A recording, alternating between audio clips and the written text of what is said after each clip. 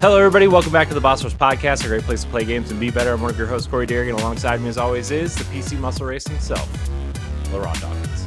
Hey, what's poppin'? Hey, LeRon. Hey, Corey. How you doing? The only reason why I'm looking at my side screen is because I'm trying to load the streams, and tonight I'm actually going to load the Twitch stream,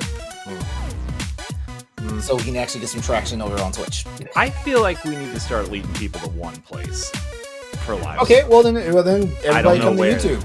But I don't know where. Do you think YouTube is the best spot? Yeah, YouTube is the best spot. It is. Okay. I mean, come on. We got over 1,000. We got over 1,000 followers now. Come on now. Yeah, we're almost at 1,100. Exactly. Speaking of the best spot, also here's PK Power Pat Klein. I know exactly where to lead them. Yeah, you do. Yeah, you do. Yeah. Best spot. We're going to create our own platform. The Boss Rush Network platform. Where it's going to be the hottest spot. It's going to beat the YouTubes, the Metas, and the X's. Well, we got Boss Rush platform money. I mean, we just do what the big guys do. You just take more and more debt, and you get other companies to finance for you, and you find suckers to, pay for stuff, and then you say, "I didn't agree to that," and get out of debt. Speaking of debt, I learned my financial advisor would not like hear me even think about a strategy like that. Well, that's how the real rich people do it. So That is true. You are right about that. Screw the little man. Go for the big fish. Oh no! Speaking of big fish, also here is that retro code Eddie V. Hello, everybody. I'm in the building with the Boss Rush crew. Hi. With the Boss Rush crew, he acts like he's not part of us. Ed doesn't want to be part of us anymore, guys. This is his exit interview. Actually, he's leaving. No. We will be putting taking auditions for Nintendo Power Block coming soon. Wait, no. Power Block is my me and you. Corey and I's baby. Nope, you can go back. You can go back to whatever you're doing beforehand. Optional opinion. You can go back there. They like you. I mean, that is true. And by they, I mean you like you. That's So. you. I vote LeRon gets Pow Block. Let's give it to someone anti-Nintendo. Gosh, that's going to turn into a PC PC Nintendo hater show. It is going to be a true Pow Block. It's going to explode. I mean, we can launch my version of Pow Block when Metroid Prime 4 drops. Which is tomorrow, or which is Thursday. Thursday, yep. I just watched Digital Foundry's kind of tech overhaul thing on it. Yeah. They seem to think it's pretty flawless on Switch 2. They say it's like the best graphical game on the system. Yeah, they say in the open world, though, it runs at 1440p, not a true 4K. It's like an upscaled 4K, but whatever. Who cares? Yeah. Anyways, Metroid Prime 4 coming out Thursday. I ended up taking a lot of shit coming out Thursday. Holy crap. Well, today crap. Was Assassin's Creed Shadows. And Marvel Cosmic was yesterday on Monday. I ended up getting that too. I did. I picked it up today. My son's going to want to play that because he got all excited because Spider-Man and Black Panther are in there, and those are like his two favorites. So, yeah, I played a little bit of it. What's the rest of this week looking like? There's something else coming out on Friday. What's coming out? What else is coming out on Thursday, Ed? I know Assassin's Creed Shadows is Octopath Traveler Zero. Octopath is the big one. Yeah. Dang, guys, there's too many games. Don't forget Nicktoon and the Dice of Destiny. Oh yeah, I forgot about that gem. It's just us for Assassin's Creed, Marvel Cosmic, Octopath Traveler Zero, and Metro Prime 4 this week. Those are the big four this week. There's also one called Routine, which is a first-person sci-fi horror that some people have actually been kind of looking into. Interesting. It's like takes place on a moon base in the 80s. Was it some knockoff James Bond movie going on here. If James Bond was a horror. And then we also got Sleep Awake came out today. I can't believe it. Sleep Awake? Another horror game. Yeah, it's a horror game with death cults, and it's got collaboration by someone from the 9 Inch Nails. Oh, wow. Sounds riveting. Yeah, Let's see. the whole idea is you can't fall asleep. Wait, Otherwise isn't you die. that the Avatar game's coming out, right? The Avatar Which one? game. Frontiers of Oh Pandora? yeah, the third-person patch is coming out. Oh yeah. Okay. I was like, wait. Yeah, because the movie's coming out soon, I think. It yeah, is. and then the DLC that's kind of loosely tied. You know, the whole fire region area is coming out then with the movie. Hey, Pat. Yep. Check out the chat for a second. I want to ask you something. Pat, you're in trouble.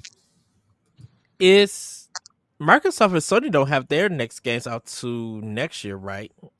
I think. Well, Sony just put out Ghost of Yotei, so they're done for the year, probably. What's their spring game? Because it's Wolverine next fall, so their spring game would be Ceros, the Housemarque game. Okay. Yeah, because Naughty Dog's game is not done yet. Yeah. I think they said that one is far away. Microsoft, the Kojima game, I think it's far away too. Yeah. I think Flight Simulator. It's Flight Simulator Gears 0. The Kojima game. What, for Xbox next year? For Xbox. Yeah. The Kojima game's still far away. So next year it's Fable, Forza, Gears, Halo. Oh, what's the other one? They have 5 major games. Clockwork Revolution is next year also. Okay. So, because Perfect Dark got canceled. Yeah, I feel like that game going. You didn't need to remind us that, Eddie. Oh no, Halo campaign. I think Halo campaign is the first one. I think. No, the Halo is going to be the last one because that anniversary ties in with the Xbox, and they're doing a big 25th anniversary. If anything, I would think. I kind of feel like Forza is first. Would be Forza Horizon 6. Or Gears. I don't know. Who knows? Xbox probably doesn't even know. They'll probably all get canceled by the time this episode comes out. So who cares? Well, I mean, we'll see what happens. We all know it's going to be Elder Scrolls 6 is going to be the first or the next Xbox title in 2029. Yeah. Mm-hmm. They've only been working on it for the last 9 years. Todd Howard comes out in this raggedy leather jacket and his t-shirt's all nasty, and they've just locked him in a dungeon somewhere to work on that game. Wasn't that's probably what that gateway in the desert is all about. It's where they locked Todd Howard in, and they sealed it by demons. Was that the E3 presentation when they showed Elder Scrolls 6 that everybody was like, that was like one of their best E3 presentations from Bethesda?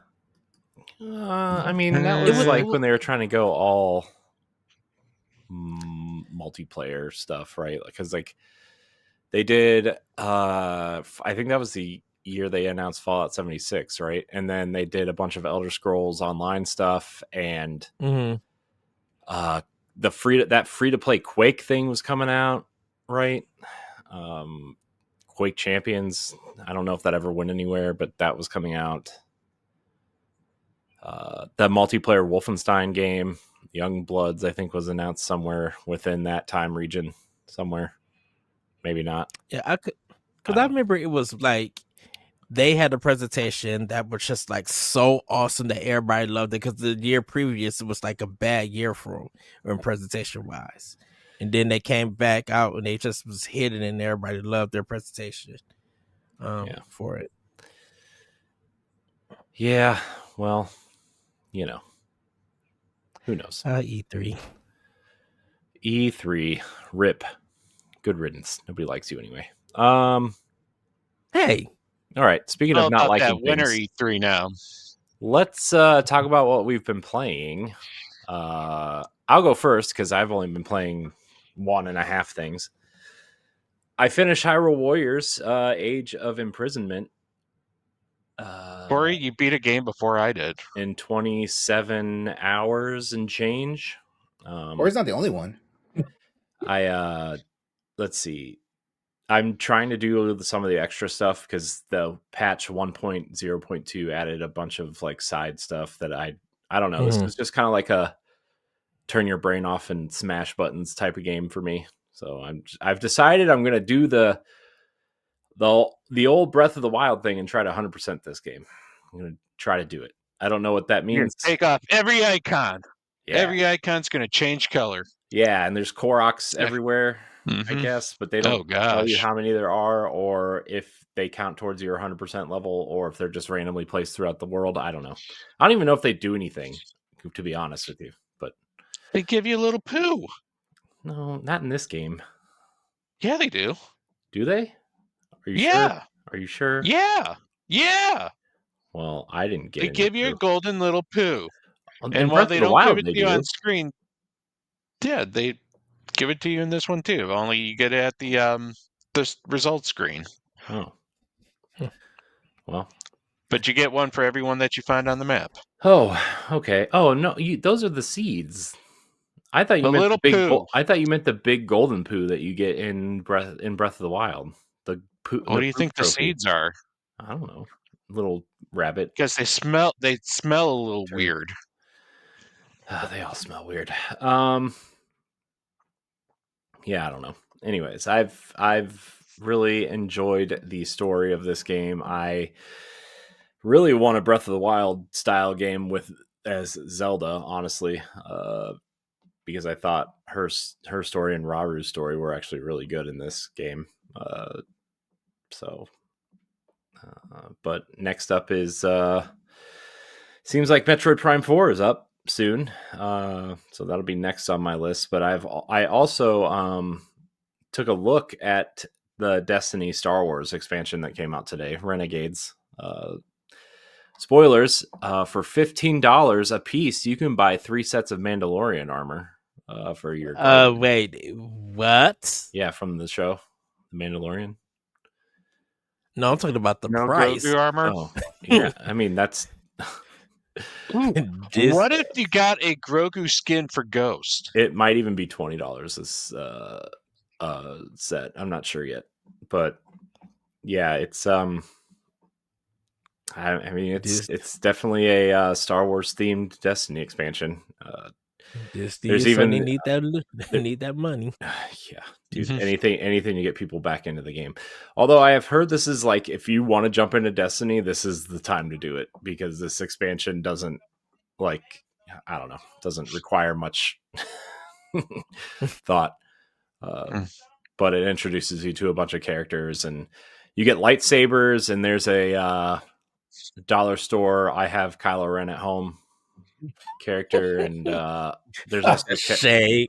There's also that is pure shade. Yeah, right. I mean, there's some clear Knights of the Old Republic. This guy, I know. Ed just thinks it's funny. There's some clear Knights of the Old Republic inspiration in here, though. There's a character that's clearly supposed to be Bastila. And Corey's like, what an utter disappointment. Dude, I said that like 5 years ago when we look, when Corey mentions stuff that is a Dollar General or Dollar Store thing, I just fall out laughing because I'm just like, I have no words. Well, and then there's a character that's clearly supposed to be Darth Revan, like the it's even the helmet and the hood and everything from the Revan set in Knights of the Old Republic. So Jabba's little that ship in the Sarlacc pit are in there somewhere. That's cool. It's definitely they definitely made a Star Wars game that's not Star Wars, even though Lucasfilm Games is involved in this expansion. So I don't know, man. There's lightsabers, Han Solo's blasters, an exotic apparently. Any sabacc? There is a card game in here. I don't know what it is, but probably. No Dude, pod that is racing like the though. best. Sabak is like the best thing in that Star Wars Outlaw game. You know how many hours I put into Sabak? How many? I don't You know. Oh, I don't. I you just can't play ask me until to I tell you win. how many if you don't know how many. Pat, I figure you would know. I don't know. That game's great. I By the just way, play till I win, and then I'm like, hell yeah, that game's great. By the way, Star Wars Outlaws. it is. Love that game. Oh no! Let's see. Oh no! I think that's it. That's all I've been playing. You know what, Ed? We're skipping you. We're gonna go to Pat. Pat, what are you playing? Well, I am trying to get through a lot of my backlog before I add some more stuff here coming or later this week. But one of the games I decided to play is Bayonetta 3 because I never actually beat that one. Nice. Yes. And I think it's the worst Bayonetta game made. You're not the first person I've heard say that. Yeah, there's you know what? I'm not a fan. Like, I appreciate the idea, but I'm not a fan how they put a lot of the platforming techniques into the weapon that you're holding. And they only allow you to switch between two weapons. So if you want to get a certain combination of platforming techniques, you have to switch the weapons, do your platforming technique, and then re-switch the weapons for a battle in the game. It's a lot of going into the menu and swapping things out if you want to actually get like collecting stuff, and it kind of makes me very mad because it's like wasting my time, in my opinion. I've heard people compare Bayonetta 3 to like Bayonetta 3 to the franchise as what Devil May Cry 2 was to that franchise. It doesn't really feel like Bayonetta that much. Well, you I play as will that other say the character boss a fight. lot in that game, right? The Yeah, you play as Violet. Viola. Yeah, Viola. no, Viola. I don't know. I need to Yeah, start with a V. the punk, the one who thinks she's all that, but she's obviously the comic relief. And then she's got Cheshire with her. I love that. I thought the New York cabbie He's Joe hilarious. Pesci wannabe guy was the comic relief. What happened to him? Oh, he's only in it for like the first 3 minutes, and then he disappears for the other comic relief now. Yeah, But I don't remember that game very much. I don't know. It has some good ideas with the multiverse and having the multiple Bayonettas, but they hardly give those multiple Bayonettas any screen time, so you don't really get to see how cool they can be. The combat's all right. The combat's still good. That's probably the best thing about the game is that it does have some pretty decent combats, and I do like how you can assign the monsters to go out and attack for you now in this one, where instead of them being tied to certain scenes. And then the final bosses of each world is like a giant kaiju battle. One of them's basically a ripoff of Godzilla. Another one is like this weird. You're Madam Butterfly taking a bath and you're shooting bubbles at the monster that's supposed to represent Son Goku or Son Wukong. Goku, yeah, the Monkey Goku. King. Yeah, I mean it's got that weirdness that you expect from Bayonetta, but the actual levels in the platforming, they have ideas that don't work with how the game runs, mostly because of the camera. Like let's take a combat challenge that I was very frustrated with. It is a combat challenge where you're supposed to run the train monster across every single enemy. However, the camera is not your friend in this, and it doesn't actually show you where all the enemies are, or they maybe put it right next to your character, and you kind of need more of an overhead to guide the train along its path. So you're doing a hell of a lot of guesswork and trying to figure out where to guide this train. And then the controls, for some reason, just switch. You could be turning left, but then depending on where the camera goes, the left all of a sudden becomes a right. And it's, completely derails your train, literally. Hmm. It's not good. Well, that's what Unpopular happens when you make opinion. this game for the Switch. One. Unpopular opinion. I think Platinum was kind of over Bayonetta. Well, Hideki was done with it. Well, Honestly, I think he left immediately after. I think he left. He didn't even direct that game though. He was just a producer. Yeah. Yeah. A lot of games that when Hideki directs, he doesn't do the follow up. Like I think Okami would be his second game. Okami 2 would be his actually Okami 2 would be his first game where he actually did the sequel. Anytime he does something, he doesn't do the follow up if it comes out. Oh, he did I think he Bayonetta too. directs. Yeah, I thought No, he he did didn't. Bayonetta too. I thought he did. Nope, Bayonetta 2 is under a different director. He was the producer, I think. You know what? Yeah. Madam Google. I need to know the answer to this. Yeah. Well, I mean, I'm still gonna go through it because, like, I'm over halfway through the game. I want to beat it and then go to Bayonetta Origins. Like, I want to finish the series. Ooh, Origins is so good. It's a really I good do. story. Great music. Yeah, I remember liking Origins. I haven't finished that one yet either. But I was really in the mood for something flashy, and well, Bayonetta does serve the flashiness. The traversal just pisses me off in that game. But something I did really enjoy that I'm playing is Picross S, the Capcom Classic Edition.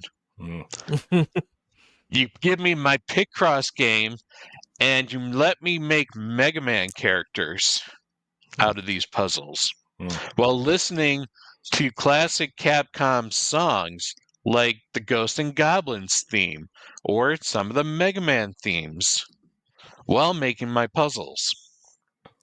It is awesome. Nice. It is amazing. I'm so glad that they finally came out with the Capcom edition. It makes me excited. Maybe that we could see a Square Enix one would be super tight.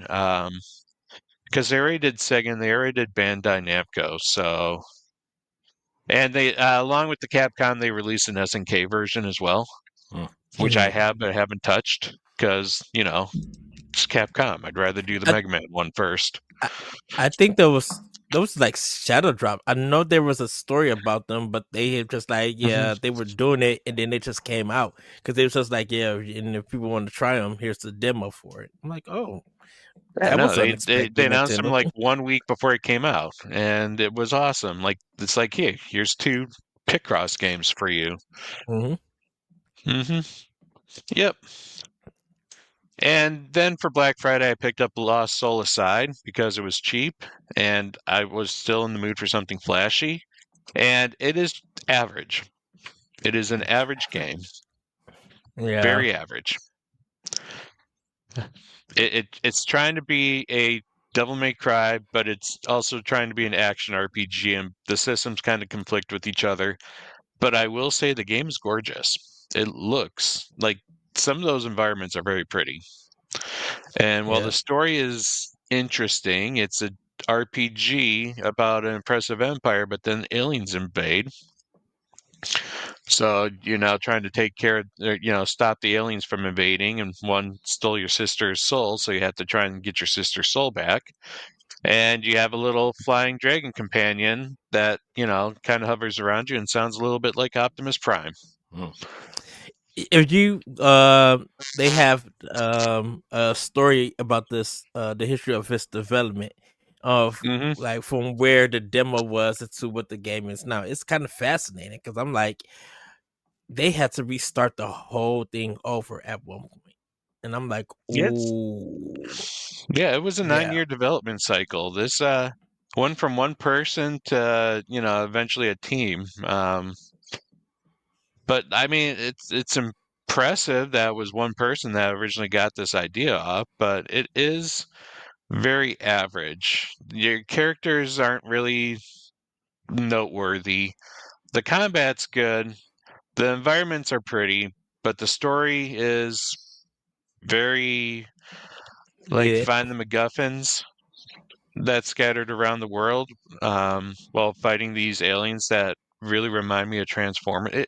This whole thing kind of reminds me of Transformers in a fantasy world.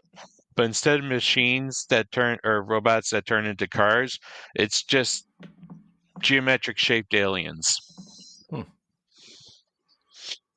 Interesting. And they're But yeah, that's what I've been playing. Nice. LeRon, what did you beat? Well, Pat wasn't here last week, but yeah, I announced that I beat Dispatch, and I'm so glad you're back because I want to talk that. You dispatched Dispatch. Yes, yeah, yeah. It is definitely probably my game of the year for this year. You know, Yeah. yeah. Can I tell you, LeRon? Like, a lot of people are saying that now. After finishing that game, I'm in my a lot second of people are saying playthrough of that. it because I want to see some different scenarios play out. And this game, I can't. I said a lot about it last week, but I feel like I can't say enough about it. Like the humor and the overall like the story is just freaking awesome. Like God, all the characters are endearing. Even the characters that the game is designed is trying to make you hate. Like all the characters, are like memorable. Like there's something going on. Like there's layers to them. Even the characters that you barely interact with, stuff like that. It's just a really fun game, and I was telling Corey last week that I was planning to like replay it, and I mentioned to him that I usually do not just go immediately replay a game. Like I usually try to move on to my next game. But the fact that I immediately like started a new save file. I didn't overwrite my original save file because I do want to do comparisons of the overall scenarios and like the percentages of what happens, because in my second playthrough, I made some decisions that I thought would have been like more popular decisions, and find out like only 10% of the audience was with me on those decisions. I was like, ooh, here I was thinking that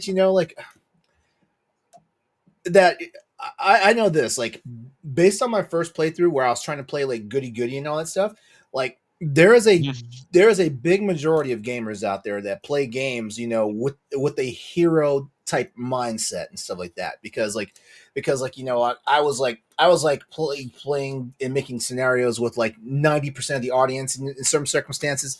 There was a couple where I was like, in like the low 40s and stuff like that, but for the most part, like when I saw that 10%, I was like, whoa, what the hell was I being an asshole that time? But yeah, the game is amazing. I love the artwork, and the more and more I play it, the more and more I find new things to fall in love with about it and stuff like that. So yeah, that's the only thing I've really been playing. Like the new character for Tekken 8 dropped last night, and so I have been playing a little bit of Tekken. Actually, I've been playing to kind of just like get into a versus situation with the new character Miarizo, but I have yet to run across her online. Like it's like, okay, if people are playing her, how come they're not playing her in my pool? But whatever. And but yeah, like that's really it for me. Like nothing major. But I am so glad Pat's back on the stream though, because I did want to tell him that I finally beat a game, another game this year. So that's game number 3. Damn, man, it was something you just like soared right through too.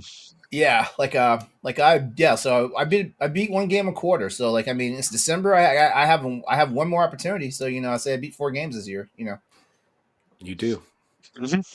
You can do it, LeRon. I believe in you. I don't know. I don't know if it's going to be Metroid Prime, but who knows? Sure it is.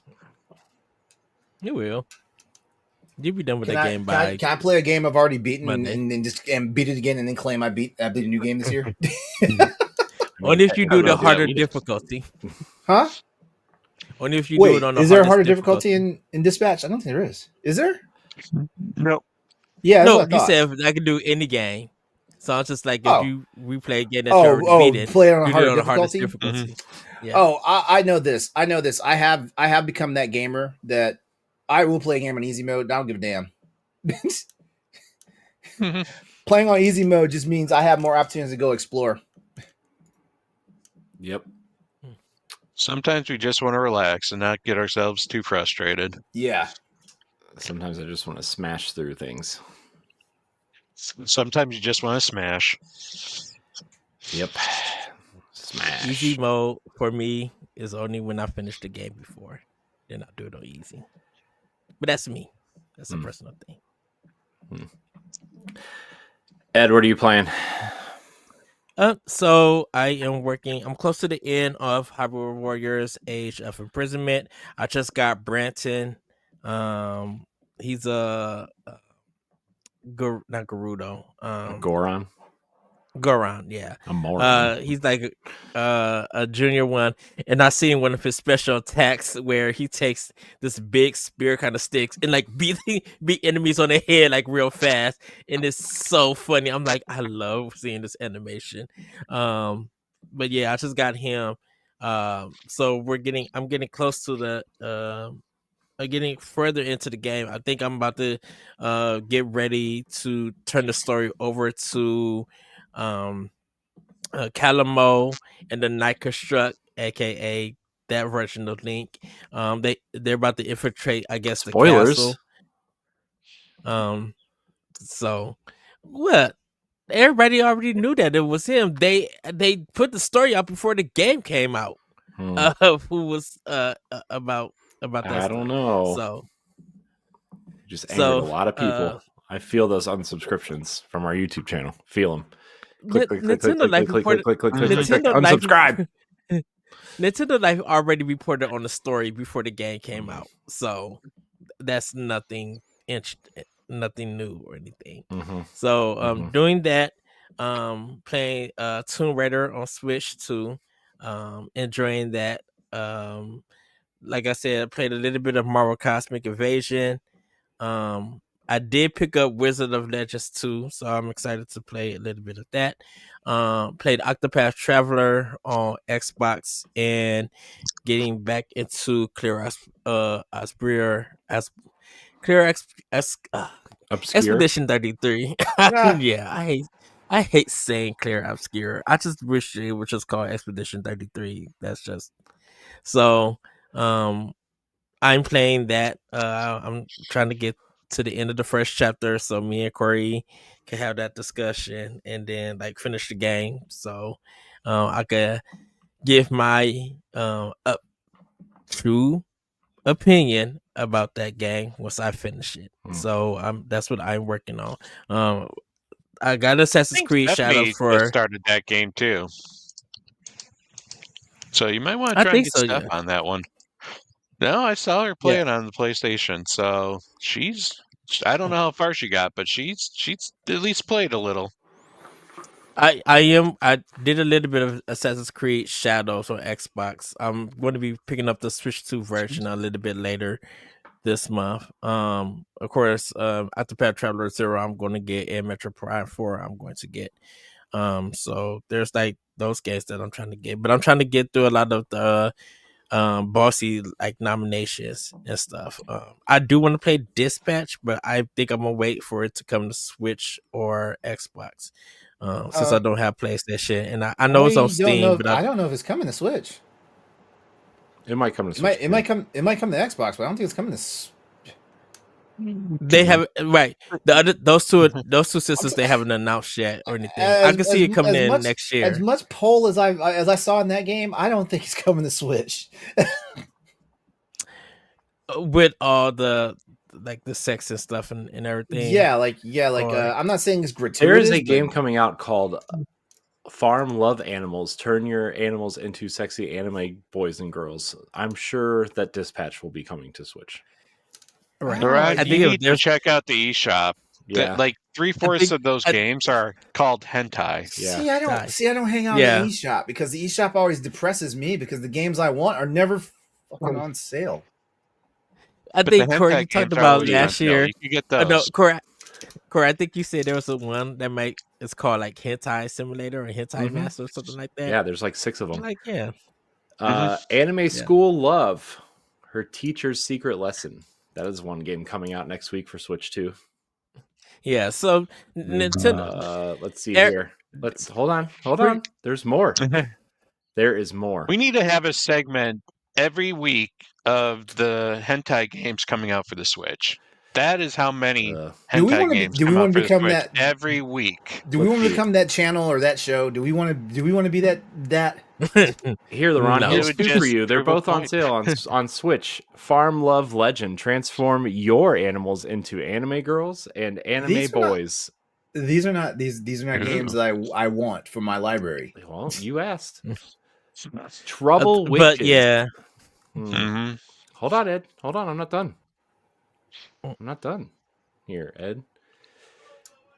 Big Trouble in Little Chimney, a sexy Santa story. Let's see. Does she get stuck in the chimney and need stepbrother to help her? Oh, God. Let's see. All right, that's it for now. Okay, yeah, but I could see Dispatch. I mean, even with the content stuff, I'm surprised that Sony would do it because Sony, they usually have a lot of censored stuff compared to Nintendo that has in the past. So, if there's anything, I think Sony knew it needed a win. Yeah, and I don't know if they changed a lot of their stuff from PlayStation 4 to PlayStation 5. Well, remember the big controversy, quote unquote, with Devil May Cry 5?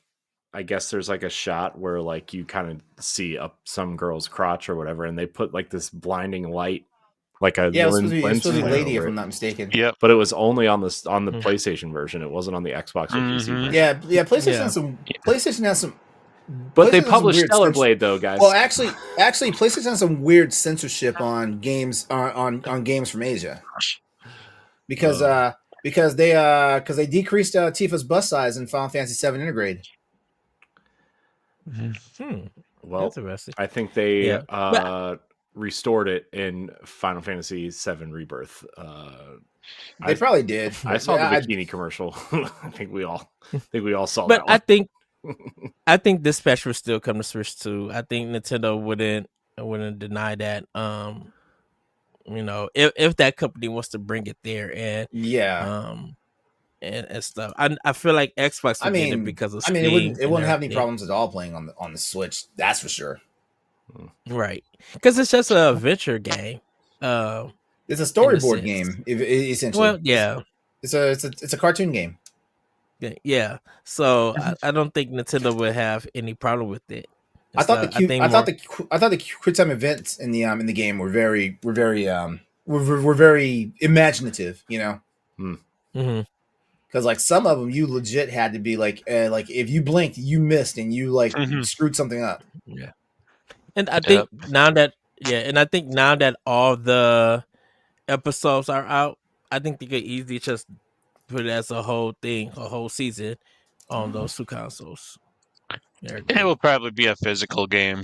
Once they announce the physical version, I bet you that's when we'll see a Switch and Xbox version as well. Published by Limited Run Games. Be like, oh no. Yeah, you'll get it in 3 years. You forgot about it. Right. The whole second and third season will be out of Dispatch before the Switch version comes. Oh boy. What if each chapter got a physical from Limited Run Games? Yikes. Oh, good goody moogly. But yeah, that's pretty much all that I'm playing. And everything. I did try the demo pack of the Picross with the Capcom one. It was really nice. It was really fun. So pretty much that's what I've been playing. Just trying to get a lot of the Game of the Year stuff done. If it comes down to it, I probably will get Dispatch on Steam. Because if it's just like a point and click kind of thing, I'll just probably get it there because I know the Switch Pro controller now from Switch 2 is usable on Steam. So anyone who has the Pro Controller for Switch 2, you could use it on Steam now. Yeah, if you don't have 700 Xbox controllers laying around or a DualShock or a DualSense, you can buy a Switch 2 controller for Steam. Yeah. Unless you want to wait for the weird-looking controller they're putting out next year. Oh, no. Which I know is supposed to mimic the Steam Deck. I know that's what the touchpads are for. The little touchpads in the front. Which is fine. Whatever. Questionable content design. But Ed, finish a game. I am. I'm finishing. I'm working on it. I'm just kidding. I'm looking at my list, and I have beat 55 games now. Jeez. I have caught up. Jeez. All right. Well, you're my hero. Let's Thank you. Let's stop talking about what we've been playing and get into these few topics here. There's an interview where Dan Houser criticized AI leaders as, quote, not the most humane or creative in a new interview. Former Rockstar writer Dan Houser warned that generative AI is advancing too quickly under people who may not be especially humane or creative.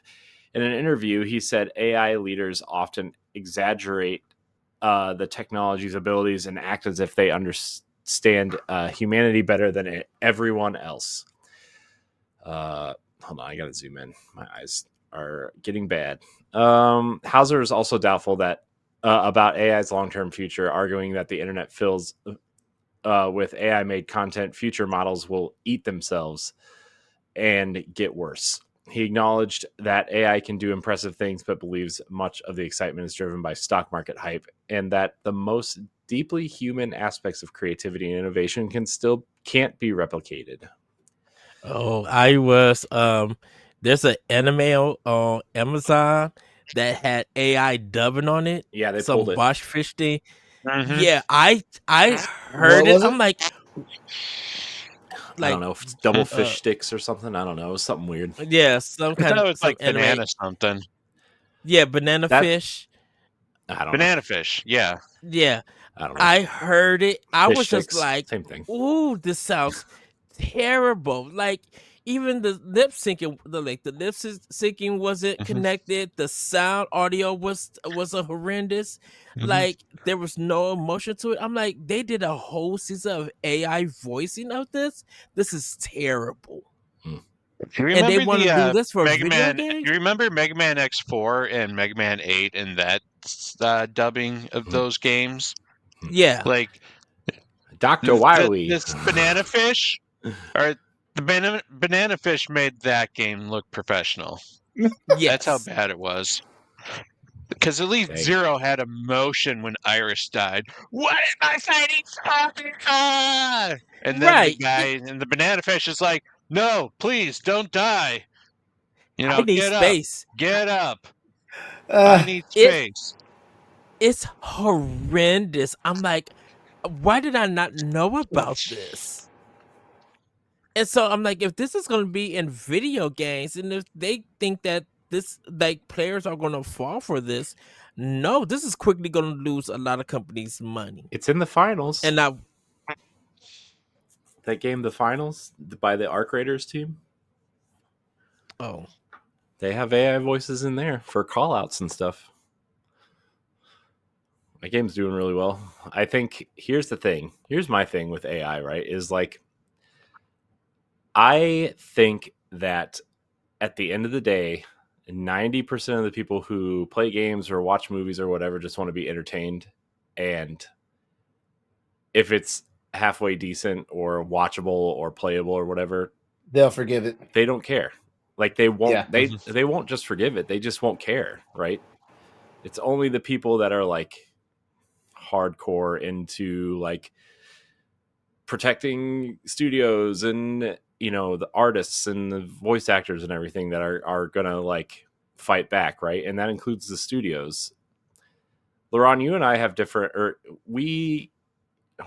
you and I have similar opinions of AI, right? Okay, when you said different, I meant like different from the industry, but I realized. Oh yeah. Be like, I think generative AI is a powerful tool for inspiration and just obviously it makes funny things on the internet, right? But like, I think the main thing right now is that like it's put it the one job in games and even in animation and stuff is concept art, right? That's the first job I really see generative AI really kind of gunning for in terms of that sort of thing. But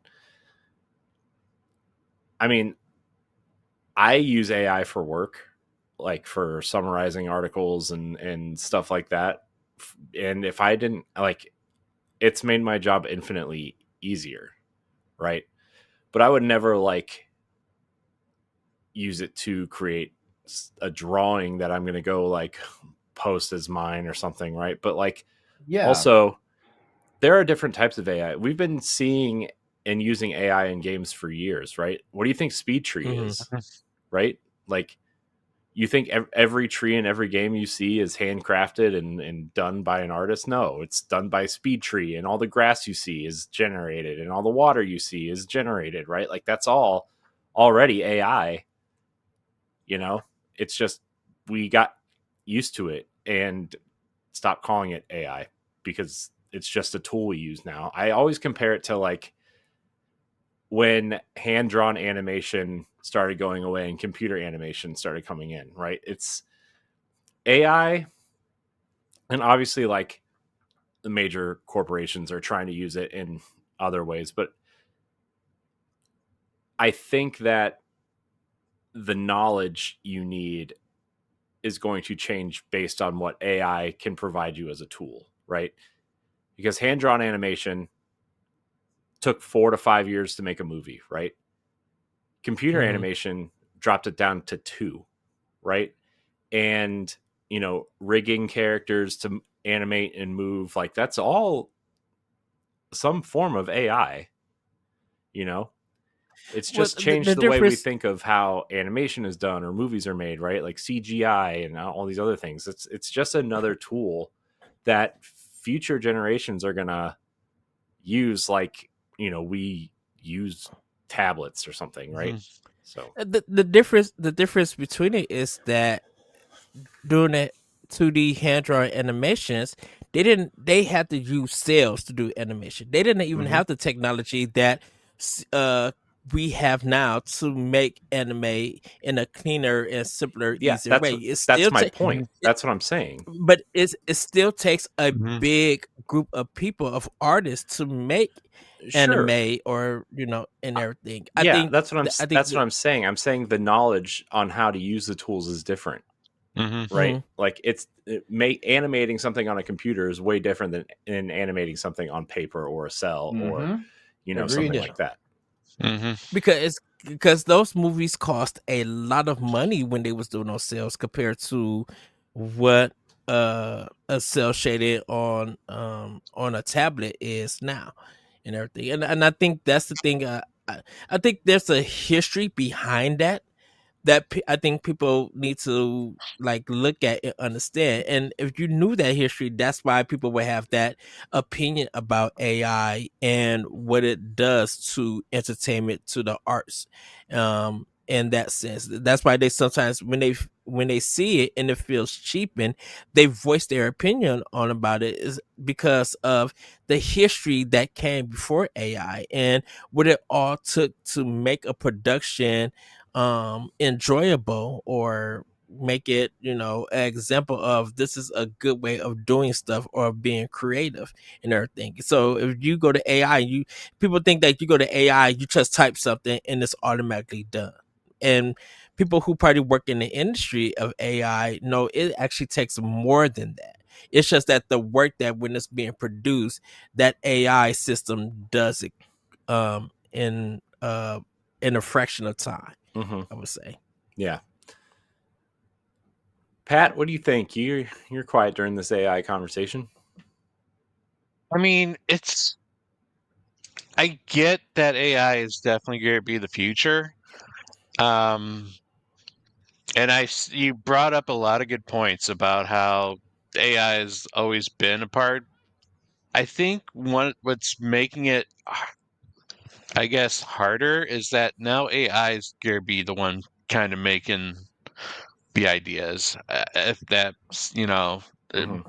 before it's a tool, we Mm-hmm. were the ones who are controlling the tool, and now we're telling the AI to control the tools. Yeah, I think. Yeah. And I think that's what's kind of that's scaring everything, and it just doesn't have the the same human touch as if a human Mm-hmm. was controlling the tool. Yeah, I think.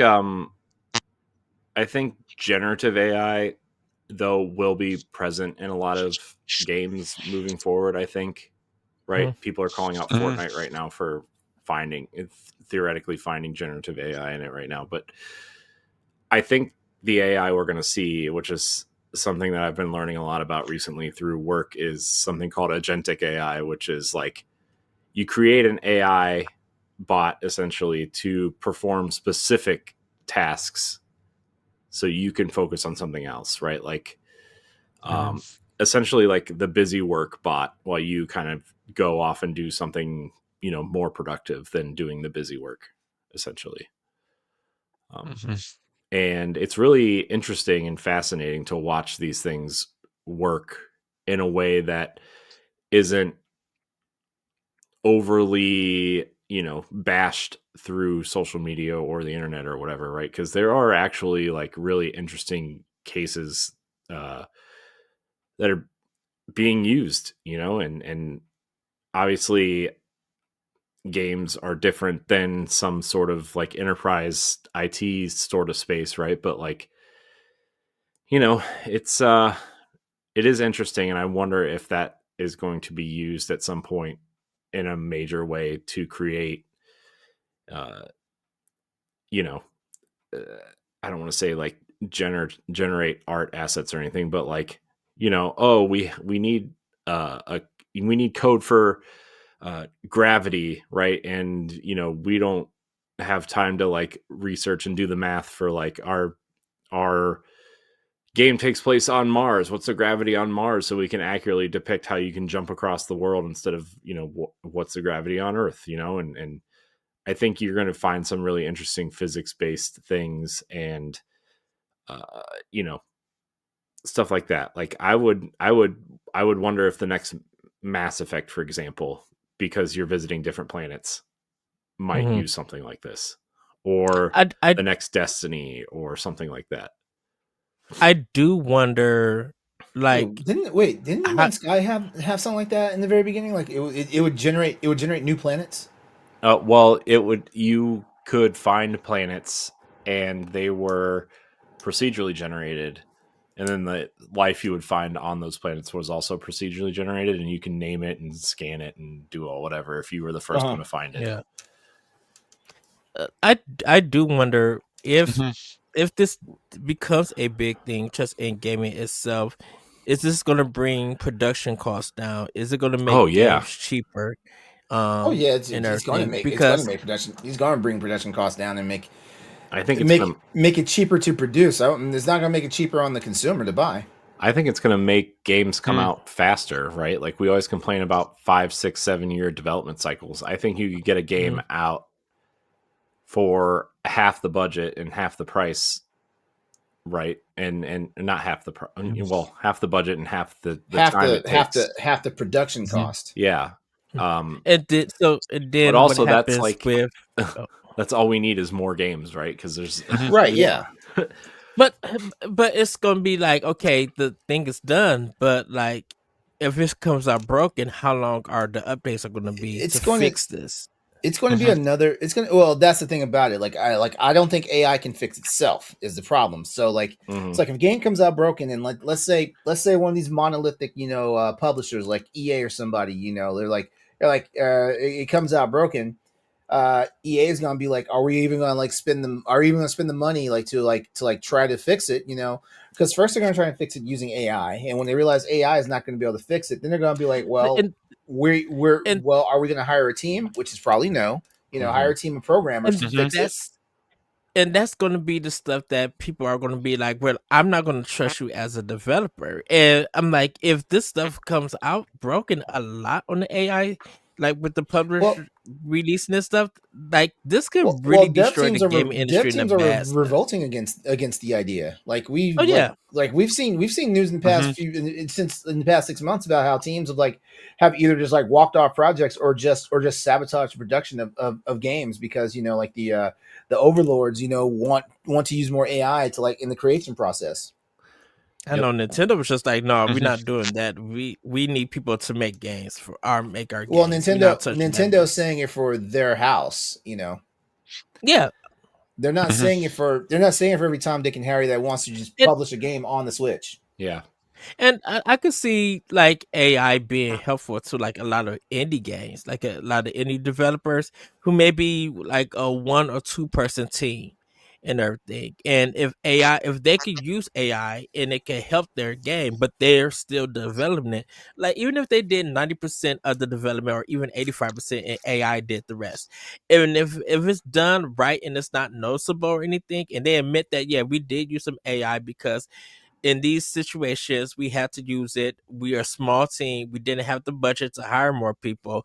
But if this game sells, maybe for our next game, we'll be able to hire more people so we don't have to use AI. I think if people sadly have to say that and admit that, maybe it is a possibility that more people will become acceptive to AI. Well, Because AI as gamers, we appreciate transparency. We do. So yeah. like it's easier. It's easy. It's always easier to. Well, it's funny because like the old saying usually is easier to ask for forgiveness than it is for permission. But in most cases, when it comes to gamers, like we would prefer you to ask permission, than to beg forgiveness because like we as gamers we don't like being flim flam. So like if we turn around and we start playing something, we realize, hey, like nobody put any real production talent into this game, like we are immediately going to be pissed, Yeah, but I think you look at the two biggest games of the year, Battlefield 6 and Call of Duty, right? Both used AI for their skins and their weapon skins and some of the charms and stuff. So like again, it comes back to if people are entertained, they don't care, right? The vast majority of people. And Ed, to your point, like, yeah, AI could definitely help indie teams create games, but most indie developers are the ones fighting against the AI stuff, right? So I don't know. It seems very backwards, right? Like these huge teams should be able to not do these things without using AI. It's the small teams that need it to get their game out faster so they can make more money to make their next game. But it's actually like very backwards. So and it's just and like I said, if it really helps, like for the indies, like I said, if it really helps them because of budgetary reasons, I think we as gamers should at least respect that and understand, hey, they did it. We know that AI is becoming a big thing and it's changing how production is being done. Like if if it's something that's minimal that doesn't break the game and it just helps them in a right way, in a good way, and we end up loving the game, we end up loving the indie game, maybe their next game they can build out the team. Maybe they'd be like, we did success, we did 50,000 sales across these platforms, which helped us be able to have a higher budget, which enables us to help us hire those people that we use AI for, now that they could come in and put a system in that works. And yeah, we may charge more for our next game because we got more people, but now our game is fully done by humans, in a sense. And I think a lot of indie developers don't want to say that, but I think if they just say it and be like, yeah, we had to because we had no choice to get our game done, and because of budget reasons, I think that would be understandable. But if you are like a big company who can make a game and who's known to make great games with a big team, to reduce that style to use AI and then it comes out janky, that's not only going to hurt your reputation as a company, that's going to hurt that whole franchise. That people gonna be like, well, I may not return to this franchise because you use AI, and this is what it turned out to be. yeah, I think within the next I mean, I don't think AI is really going to affect games for probably about the next decade. I think you'll start seeing a lot more AI being, just because of the way development cycles are, and how these large language models are being, constructed, and all these other things, right? But like, I think at some point you're going to see games and other entertainment mediums start saying this game was made without AI, or you're going to see the Chat GPT logo, or the Gemini logo, or the Nano Banana logo, or some of these other AI tools, right? You're going to see those logos up there with like the Havoc logo, and these other things that you use to create these games. So, but we'll see. I mean, AI is a big thing right now. Maybe in a year the bubble will burst and nobody cares. Maybe it'll be used for some things but not others. So we'll be revisiting this topic for sure, probably down the road. But Now, what I would actually be excited to see is something akin to like Ready Player One, and AI would have to be a really big part of that. Is to have these interactive worlds that you can visit, and just act like yourself or a character, and the world would react to you. Yeah, well, that's what Ubisoft was talking about doing within their games, right? Was like, oh, Yeah. well, we can only do so much in terms of like conversation building and stuff, but like if we used AI to have characters react in a way that makes sense, you could go from like 15 different conversation trees to 100 or 125 or whatever, and it would react to you based on what you're doing. But yeah, it would literally be a true role playing experience then. Like, imagine a Baldur's Gate, but yeah, you have the complete and utter freedom to do how you want, where you want, enabled to accomplish your goal. Yeah. I think that would be incredible. Yeah. Well, we'll be there at some point, I'm sure. But let's move along here. A big story for us. Small-ish story. I don't know how much of a conversation we're going to have about this, but it's kind of a something I wasn't expecting to read today. Yacht Club Games says Mina the Hollower is a quote make or break release for the studio. As many of you may or may not know, we are friendly with them. Celia and Sean. We've interviewed them and had them on the show before. The studio behind Shovel Knight says their future depends heavily on the success of its long-delayed game, Mina the Hollower. Co-founder Sean Velasco told Bloomberg that the release is make or break because the studio has spent most of its money on and paused other projects, including the 3D Shovel Knight game they've been working on and off on, which was also kind of confirmed during this conversation. He said selling 500,000 copies would secure the company, while selling only 100,000 would put it in a difficult spot. Even though Shovel Knight has sold 3 million copies since 2014, still, by the time Mina comes out, that's 12 years ago.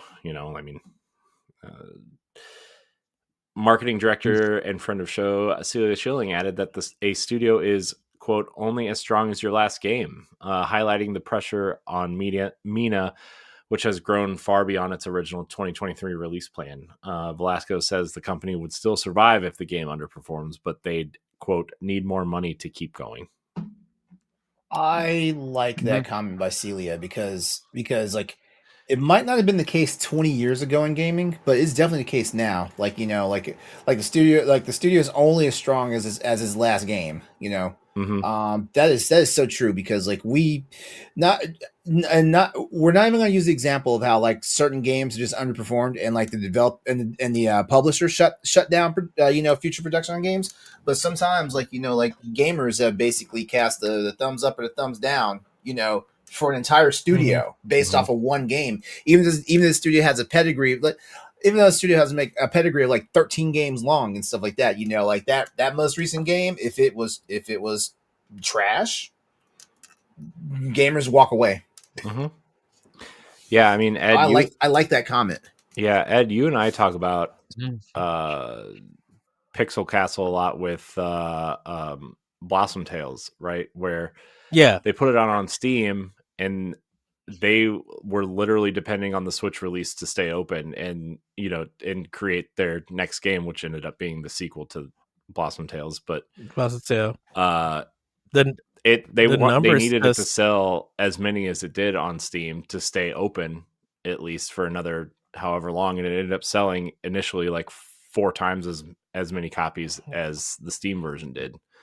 That was during a lot of the early Switch days. A lot of indies putting their game on Switch was keeping their doors open because of those Switch sales. Yeah, that is true. And me and Corey was talking to we talked about it, and then when we brought in the conversation of double dipping, that was helping the company stay longer open. So it's to even just to hear this and see this, I was kind of a bit confused because I'm just like, but you guys have had Shovel Knight on multiple platforms. You got the amiibos who sold well. You have merchandise sales, and but this Shovel Knight's 12 years old, Yeah, and like, 3 million copies, and like how many people bought it on sale? 3 million copies across the span of 12 years is not impressive. 3 million copies. The 3 million copies. The number is impressive, but the dollar amount is not impressive over 12 years. But the question is, you did a Kickstarter. Yeah. So does that factor into the conversation, or does that not? Because I'm just Mina was kickstarted, and like Shovel Knight was kickstarted. I know it was, but Mina was kickstarted, and the article does say this game was originally supposed to come out at least 2 years ago, probably more like 2.5 years ago, and like 2.5 years is a long time to kind of like spread that money out. I mean, even for a studio that's less than 20 people, right? Right. And plus they also published that one game from another developer. Yeah, Cyber Shadow. Yeah, Cyber Shadow. Yeah, and so it's the financial situation is kind of being, I think it's weird to me because of the successes in the Kickstarters and them just being around longer. Because I kind of feel like, is this we talked to other indie publishers regarding, when I was at PAX East with Steph, we did talk to other indie developers about Kickstarter. Kickstarter, while it is good, they usually put the goal way less than what they actually need the Kickstarter to be, just so that they can try and go ahead and hope to get some funding later on down the road by a third publisher. But they said, you need at least over 100,000 to make a decent game, and most Kickstarters tend to go down to like 50 just to try and reach that goal. And not exactly the same thing, but like board games and card games, like people design those with their own money. Their Kickstarters literally are only for manufacturing costs. A lot of them, like the books that are on there are only for publishing costs, right? Like, the main. Oh, let me say this real quickly, Ed. The main thing about Kickstarters for gaming is usually to get front end money to start the development of a game, but also the other big reason for Kickstarters is to generate buzz and hype for a game. Kickstarting for most games is basically a test bed for the marketing for a game to see how it could perform.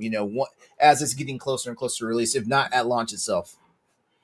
Yeah, because that's why, like, I know, LeRon, you mentioned 3 million sounds impressive, but that doesn't mean that a business could be open, because it's like, if you look at Shenmue 3, like, that did 2 or 3 Kickstarters, and the game came out and it was questionable content, the way that people took it. Yeah, but Shenmue is a known product that was also revealed on Sony's E3 stage. you know. Well, yeah, because and also they got a publisher as well. They which- only kickstarted a small portion of that. Shovel Knight got big because of how popular IGN was at the time, and they were reporting on it, right? And that, you know, also Danganronpa the same way, right? Like, it was prominent on a site like IGN for the few people who were into those games at the time. And so, like, you know, Shovel Knight's Kickstarter took off because of their you know, IGN interview and everything. And so, like, you know, now we look at it. I mean, Ed, the 3DS and Wii U versions of Shovel Knight were $20, right? Yeah. It wasn't until they like started releasing the treasure trove pack where it started to go up to $40, right? So, like, right, because they had the main game and all the DLC. Yeah. And stuff. So, you know, I mean, that initial 3 million copies, you know, maybe the first 500,000 copies were like $20. You know, 700,000 copies were $20. You know, that's a big chunk. That's like half the revenue. And then you got to pay the you know, 30% to Nintendo. You know, and like if you want a place, you know, proper ad placement on their store, like you gotta, you know, you pay them that. And I mean, I know like the eShop was like, you know, years behind what PlayStation and Xbox were at the time, but like, you know. But I think that, you know, with definitely having the Xbox version come out with definitely PlayStation having the God of War level like given to them, you know, and then the physical versions and stuff. It just feels like that.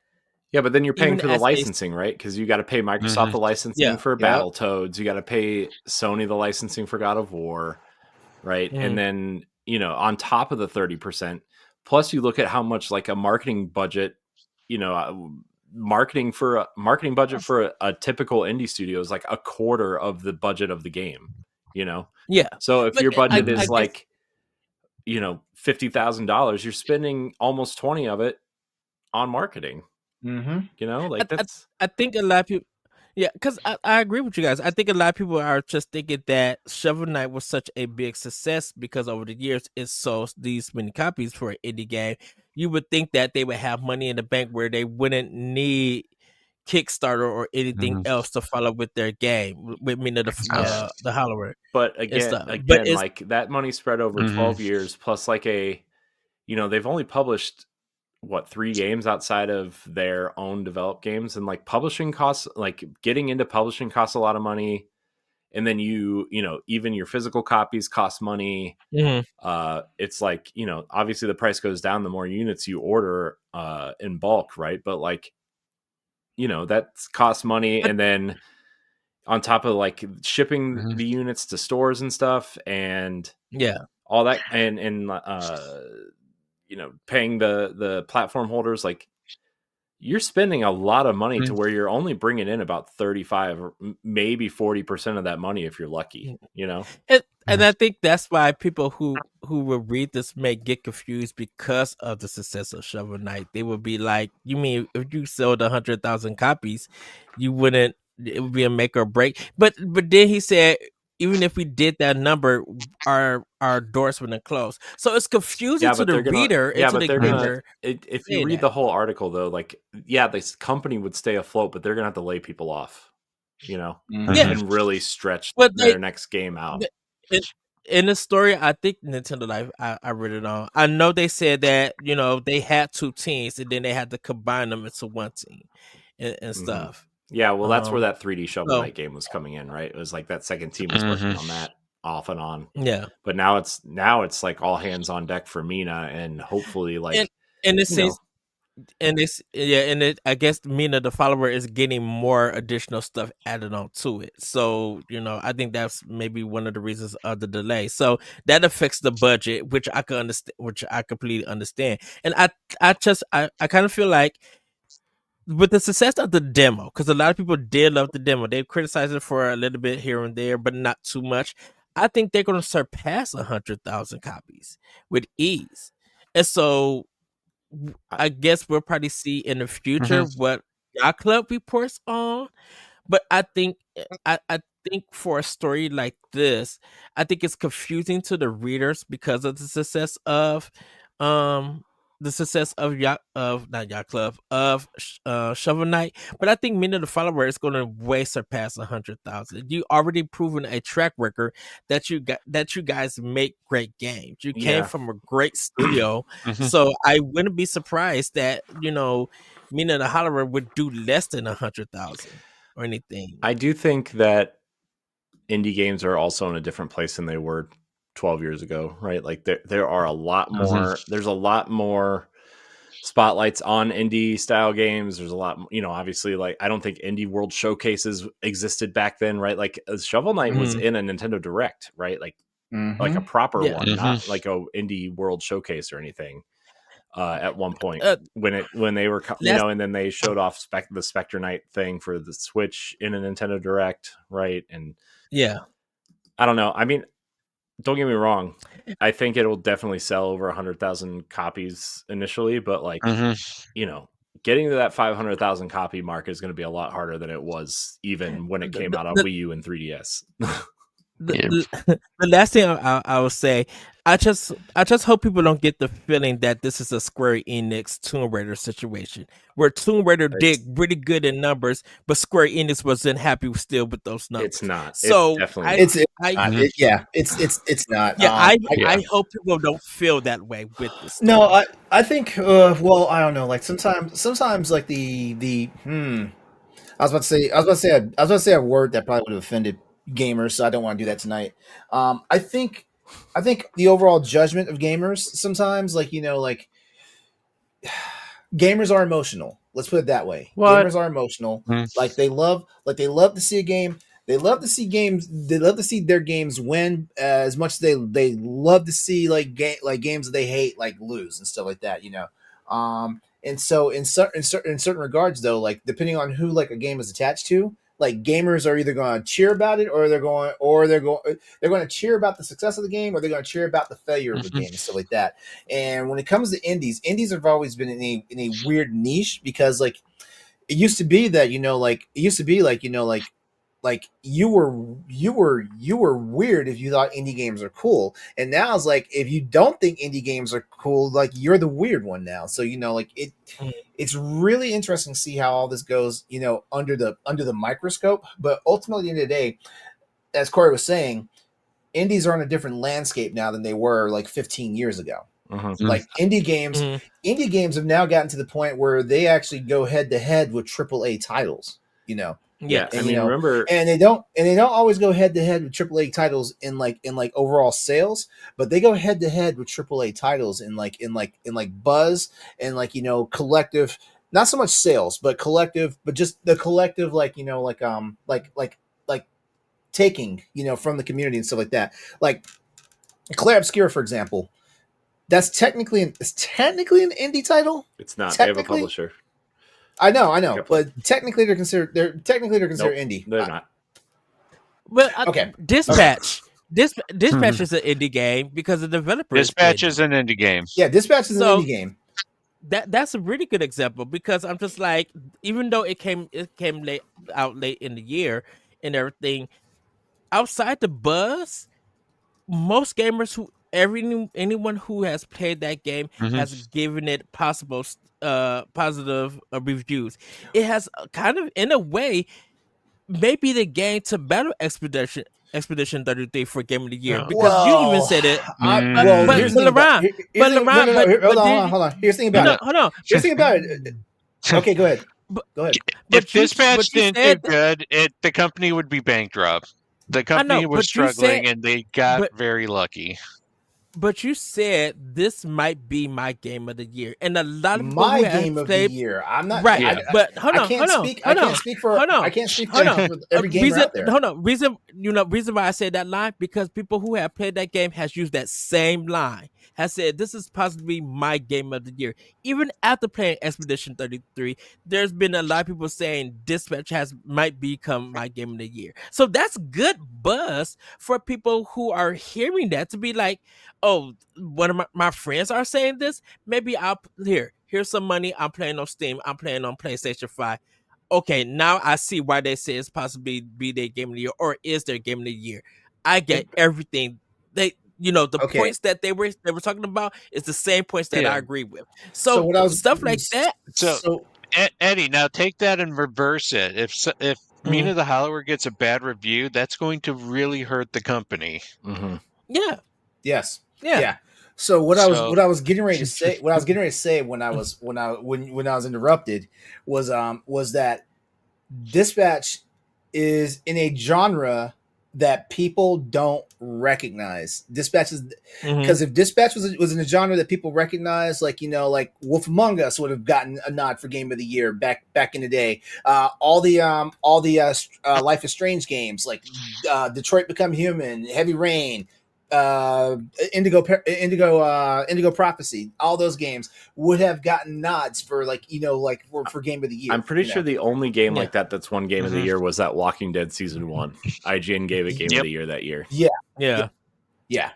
And Dispatch comes from the people from former Telltale developers. from former developers of Telltale. So same thing as Yacht Club, former members of Way Forward. So yeah. All right. But I mean that's all I've got. That's all I've got to say on this. That's all I have to say. Let's I don't know. We love Yacht Club. I mean, obviously, we all hope for the best. I'm excited for Mina. I'm buying it. I'll on definitely day buy it day one. one. Hold on. Everybody out there, Y'all aren't saying this is a sympathy buy, right? No, I'm genuinely excited. I know. I'm just being facetious. Anyways, let's get to. Should we? Let's see. We don't have much time left. So, do we want to do this last topic, or do we want to do the weekly rotating segment? Let's do the rotating segment. All right. So, our rotating segment, listicles. I found this. I was going to choose a different one, but since Ed joined us, I figured we would do a Nintendo-based listicle. And LeRon, I can't wait to hear your awesome takes on this.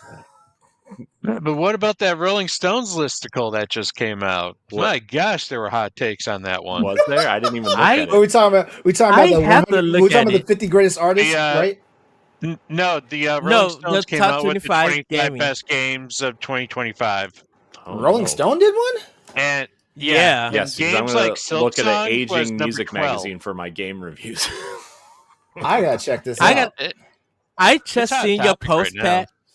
I just seen your post for it, Pat. I know you did it a while back, but I didn't know they even did one. So I gotta click on it and look at it, look at the list, and then look at the comments because I feel like the comments is gonna be complete foolishness. Oh my gosh! Let's get this going. Let's get this going. Oh my gosh. Okay, so I'm just gonna. I didn't realize it was all basically Nintendo. So like I'm gonna read the Rolling Stone one real quick.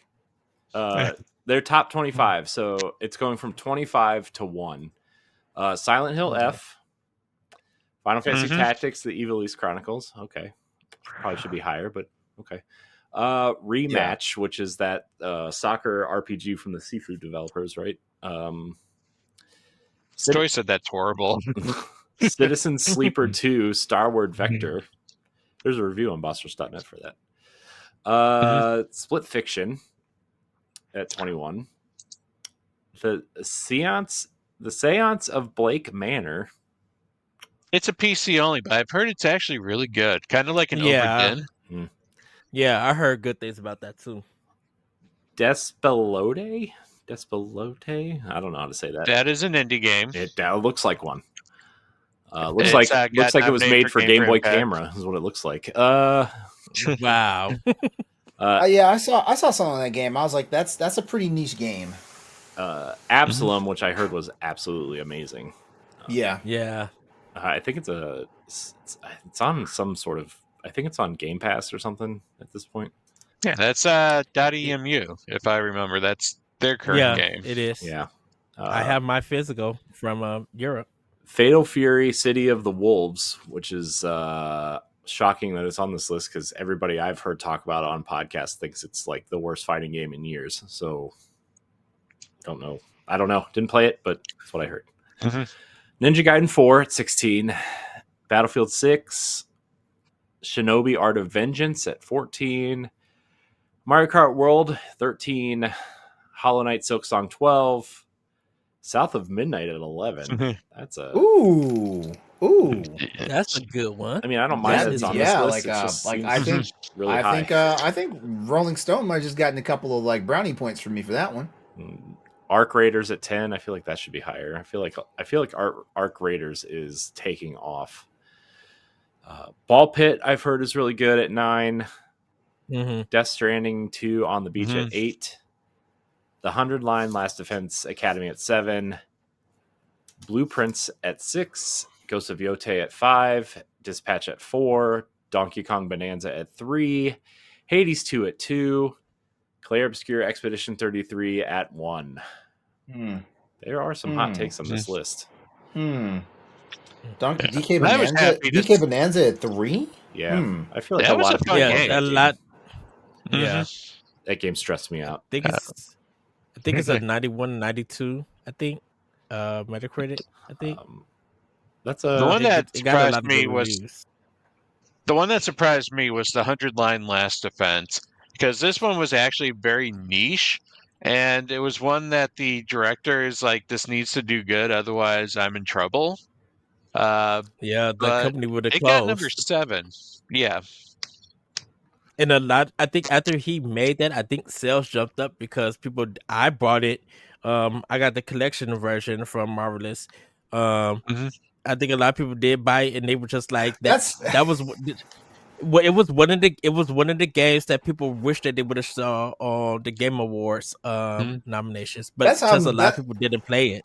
That's how I'm gonna live my life for the rest of the time I'm on this planet now. If this doesn't do well, I'm in trouble. That's my mantra for the rest of my life now. If this doesn't do well, I'm in trouble. If I remember correctly, I think he said that the amount of text that this game has is enough to cover 60 novels. Jeez.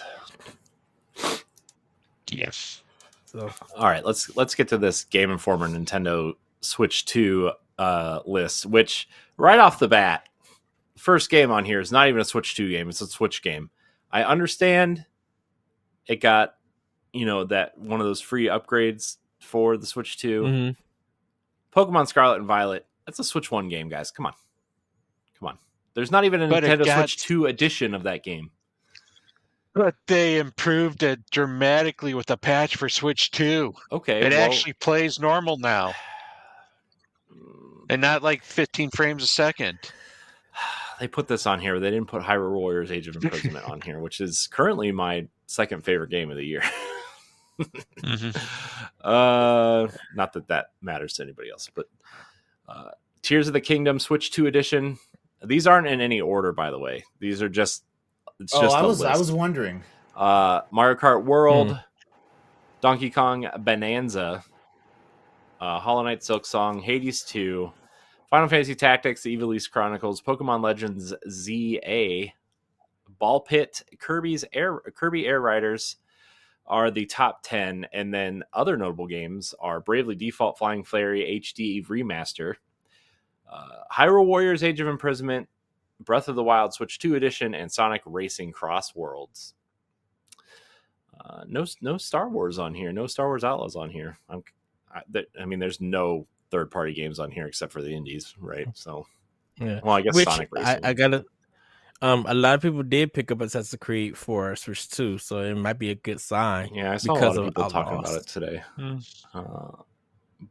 I think this is what I'm saying with the Switch 2 releases. That is like, I feel like the games got crapped on early in the year. Like, if the second round, that second wave where everybody has already kind of said their piece on it. Like, it almost feels like they're getting a second life. Like Star Wars Outlaws sold really well on Switch 2, surprisingly. Also, it came out at like half the price. But any hot takes on here, you guys think? LeRon, I know you have some takes. Is your name LeRon, Ed? No. Oh, sorry about it. You kind of took the wind out of my sails when you said these weren't any specific order. Because, so Scarlet and Violet, to quote my buddy Ed here, questionable content. Questionable. you know. Tears of the Kingdom and Tears of the Kingdom. It is a stunning game. It is a stunning game. I don't know where it landed at in that list. Game Informer's list. Actually, hold on. I can just go. No, I don't want to waste time by going there.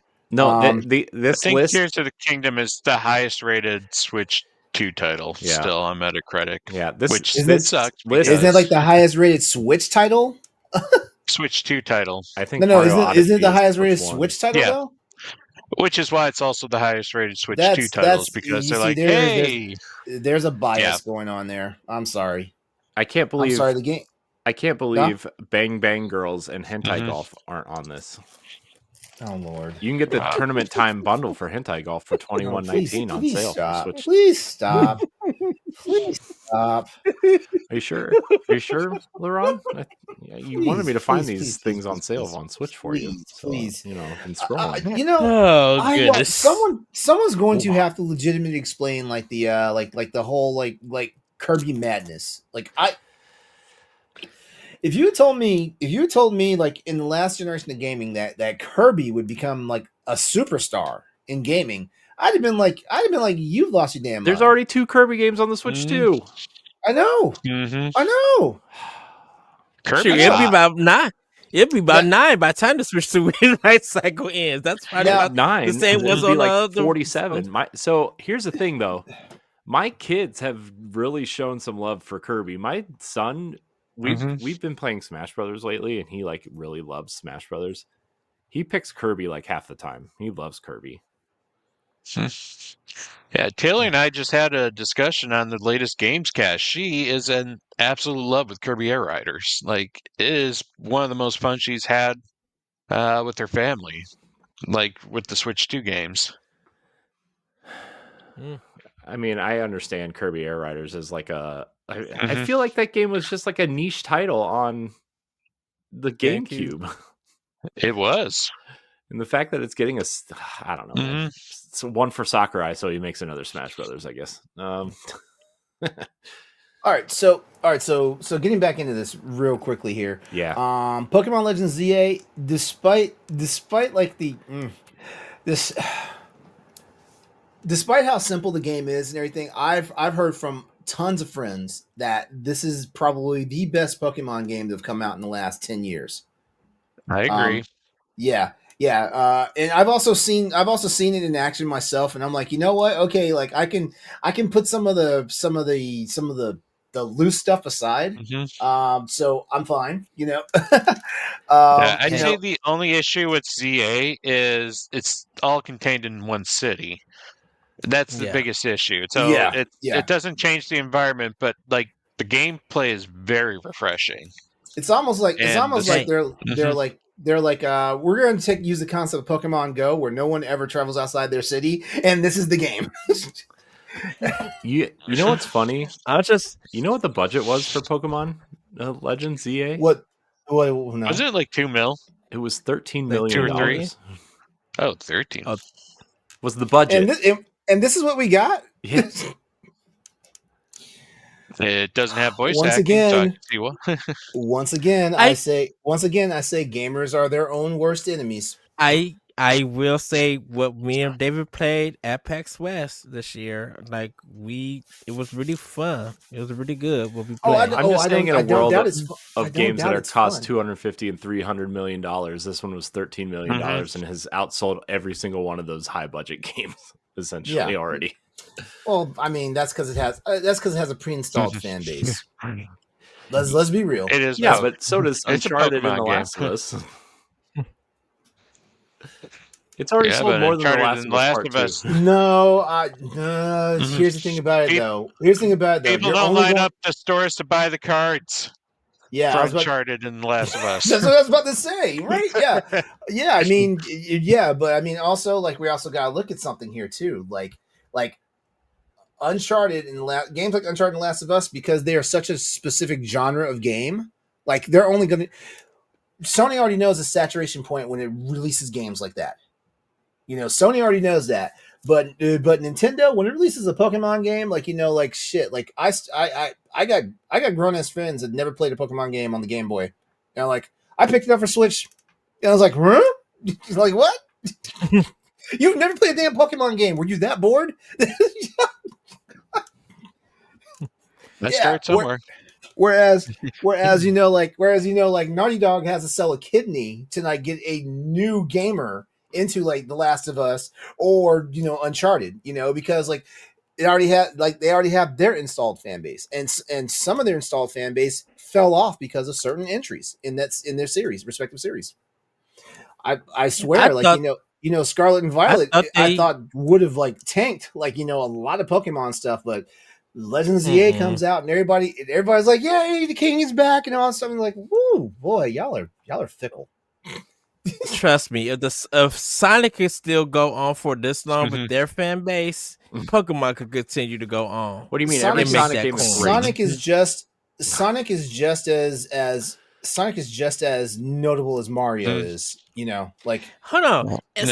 Second of all, if Pokemon was so again, Pokemon sold well. Even if Pokemon Silver or Scarlet and Violet were like the worst selling game in the entire history, Pokemon has so much going on outside of just its video games that it will always keep a fan base. That's what I was about to bring up. The manga, the anime, the TCG, which is also a video game. That's what I was about to say. If Pokemon was going to be a failure, we would be having tons of Pokemon trading cards still at stores.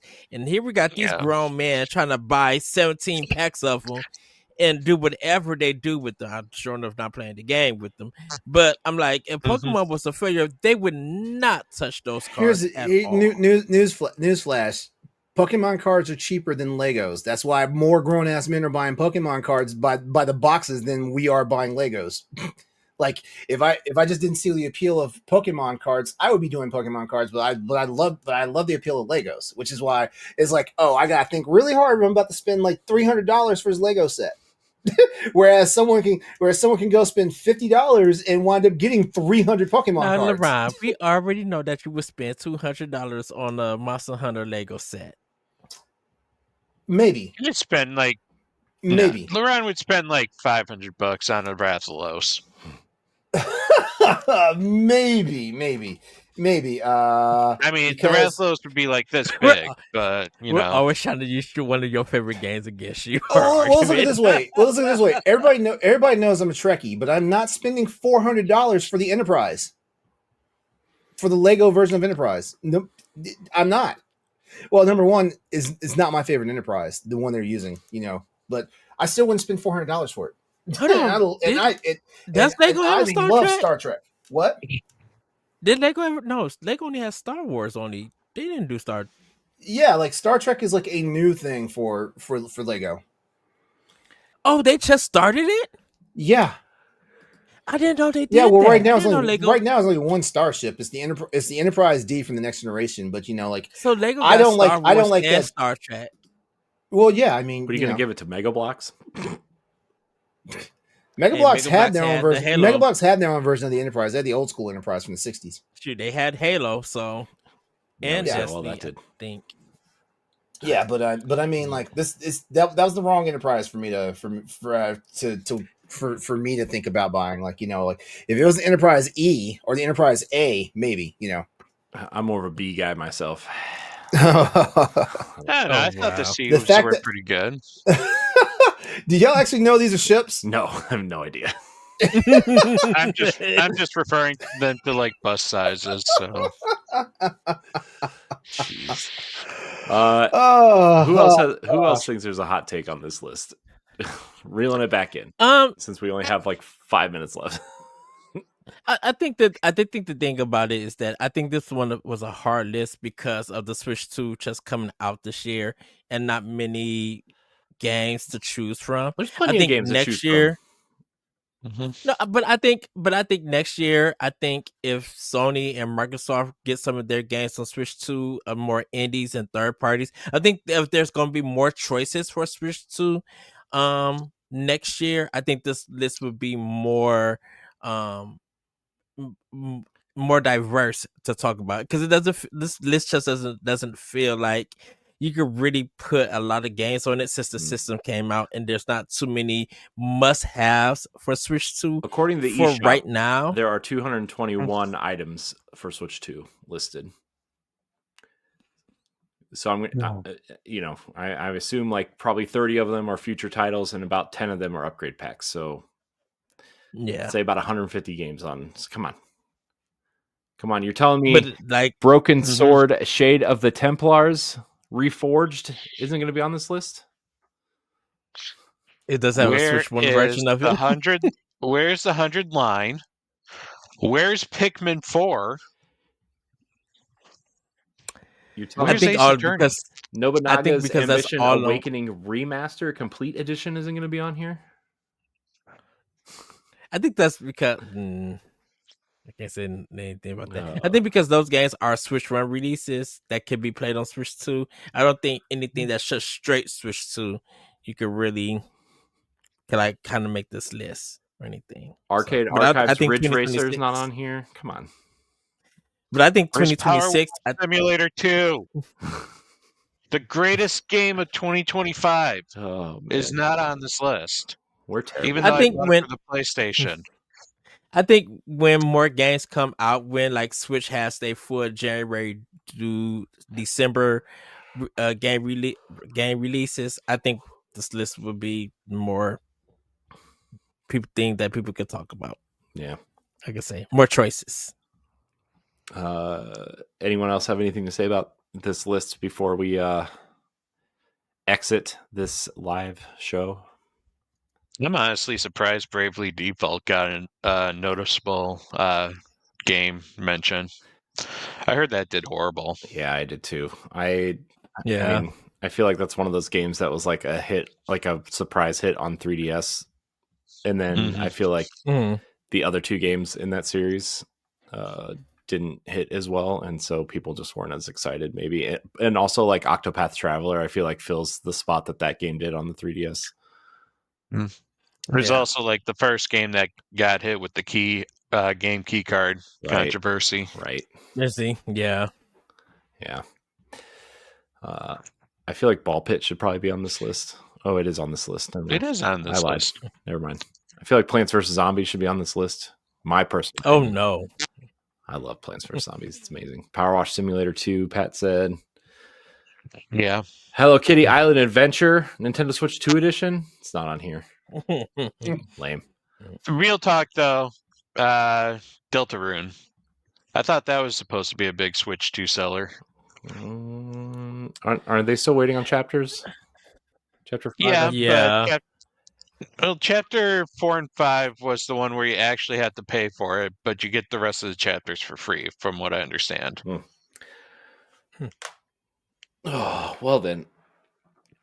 All right, we're gonna wrap it up. If you want to see that list, you can go over to Game Informer. They have it there. That's it. We're done. We did it, everybody. We did it. Woo, yes. Ed, you're never welcome back. LeRon, Pat, thank you for your Wait, time as what? always. Yep. I'm just kidding, Ed. Everybody out there, you can support us on Patreon, patreon.com/BossRushNetwork. You can subscribe to us on YouTube. Help us grow. We really appreciate it. You can watch us live every week right here on whatever channel you're watching us on. We appreciate you. Thanks to everybody in the chat. Thanks to the 40 of you or so watching live. You can listen to us on podcast services if you can't watch us live. Rate us, review us, subscribe, like, share, rate, and review wherever you listen. Thank you so much for watching and or listening. And until next time, we love you. Goodbye. Bye, everybody. Bye. Peace and chicken grease. If you want to see how you can become a Patreon producer, head on over to patreon.com/BossRushNetwork. The Patreon producers for this month are Adriel Munger, Austin Campbell, Celeste Roberts, Sana Dirrig, Francisco Santillan, and Christian S. Thanks for your continued support of the Boss Rush Network.